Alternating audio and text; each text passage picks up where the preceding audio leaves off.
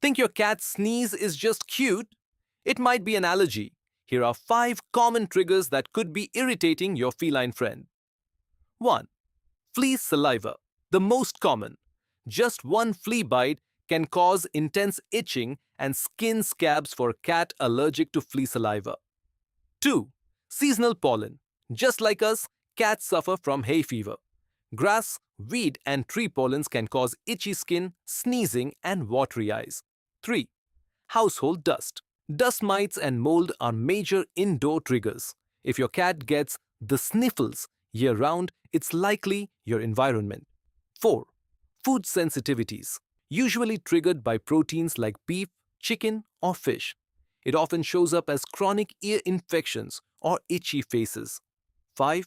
Scented products, scented cat litter, perfumes, and cleaning sprays can be physically painful for their sensitive respiratory systems.